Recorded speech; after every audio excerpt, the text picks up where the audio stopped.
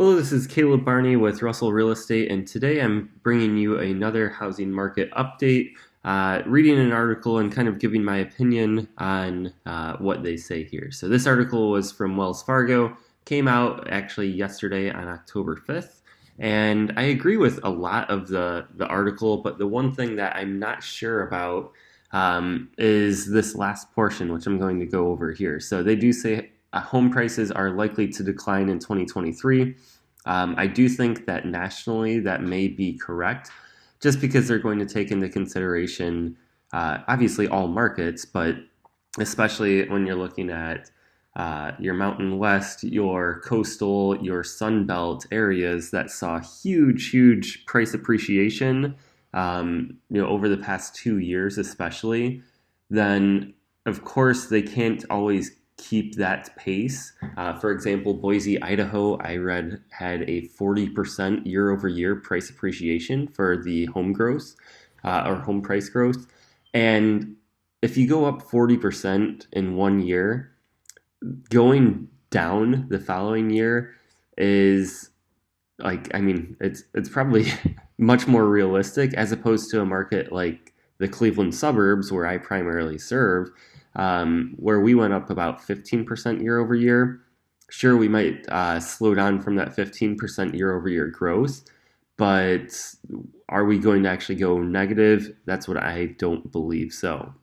So looking at this, they are expecting Wells Fargo, they're expecting the national median, again, national, because there is no national housing market, it's all hyper-local, but they're expecting the national median existing single-family home to fall about 5.5% during the year in 2023.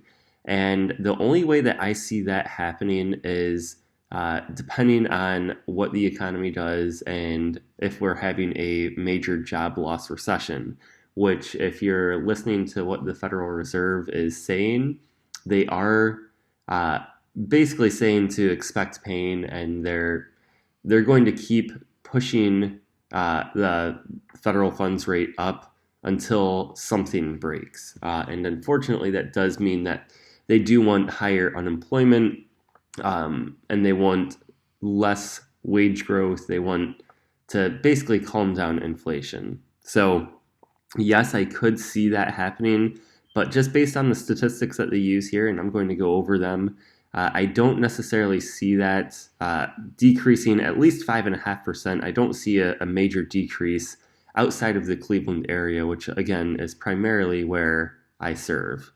So the reason why is this chart right here is one of the main reasons why.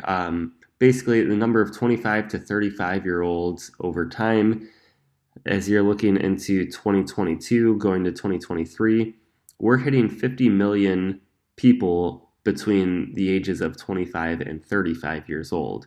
And why are those numbers important? Well, those are typically the numbers where people jump into the housing market. So they're going to be buying their first home. And that's usually because they just got their first real job out of college, potentially. They're becoming more established in their profession. They're getting married. They're having kids. There's a lot of life changes between that 25 to 35 years old range. So we're getting more and more potential first-time home buyers right here. And then the average age, as far as people for our life expectancy, is staying the same or slightly increasing. Just basically meaning there's more people that are in the home ownership age between 25 and 65, we'll say, or even longer. So with more and more people, that will bring more and more demand, even with higher interest rates. So I thought that this was actually pretty interesting right here. It does say that, financing costs are likely to weigh heavily on the housing activity over the next several years. That noted, underlying demand remains strong, especially among the large cohort of younger buyers who are reaching the age when first-time home purchases tend to occur. So basically, people, you could say, okay, hey, you shouldn't buy anything if it's more than a third of your take-home pay, but people are going to buy based on emotion. and they're going to buy based on need as well. So, there will still be buyers, and even we're seeing it right now. Even with high interest rates, as soon as interest rates go down just a smidge, we see a rise in purchase application activity. So people are just waiting for even the slightest bit of positive information, and they're jumping in and ready to go. On the other side of the supply and demand equation, supply side looks just as daunting, basically. So they said that the refinancing boom resulted in over 85% of current mortgage holders with a rate below 5%. Rates right now are at about 6.7, 6.75 for a 30-year fixed rate mortgage, which is crazy, especially considering in 2021, they actually have the statistic here. 2021, the average, so right now, average is at 6.7%. In 2021, we averaged 2.96%. So just that difference makes up an extra $840 per month for your monthly mortgage payment. Because going from 3% to almost 7%, it's just going to be that much more expensive. So that is really killing the supply side because it went up so quickly. And that's where I think the Fed really messed up. Not that they directly affect mortgage interest rates with their federal funds rate, but by increasing the federal funds rate so quickly, basically the mortgage lenders had no other choice but to also increase their mortgage rates.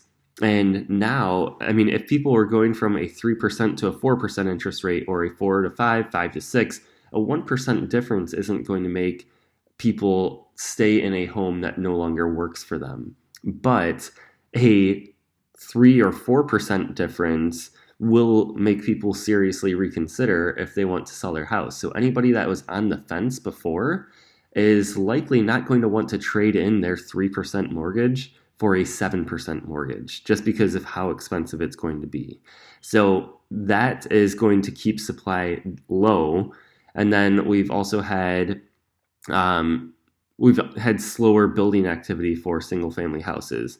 So it just, it says the steep drop off in new home sales means builders are likely to put new single family projects on hold. So basically, there's not a huge supply coming, even if there is a job loss recession where people will eventually be forced to sell their home because they lost their job, which is very unfortunate. The good news for them is that they still probably have equity in their home, even if there is a large wave of people losing their job all at the same time, which I don't necessarily see. But they could sell their home and still walk away even or even slightly above with a little cash in their pocket so they can rent somewhere. And they're more likely to do that than let their credit be destroyed with a bankruptcy, a foreclosure, different things like that. So that's why I think that supply is very low, demand is still very high, and demand is only going to get higher.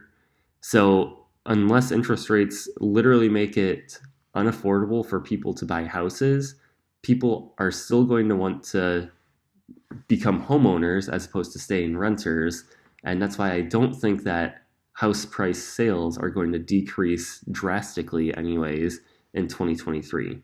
So that's just my take on this article. Again, most of the article, and I'll go all the way up to it, the article is titled "The Housing Market Correction," and it came out yesterday on October 5th. I actually agree with most of it, so don't think that I'm attacking what they're saying. But the one piece of information, I thought that they were spot on for everything. And then despite them saying demand is high, supply is low, they're still projecting 5.5% decrease in home prices. And again, maybe I'm just looking way too much at my market in Northeast Ohio, but I don't see it in Northeast Ohio. If you disagree, or even if you do agree, let me know, comment below, and I'd love to talk.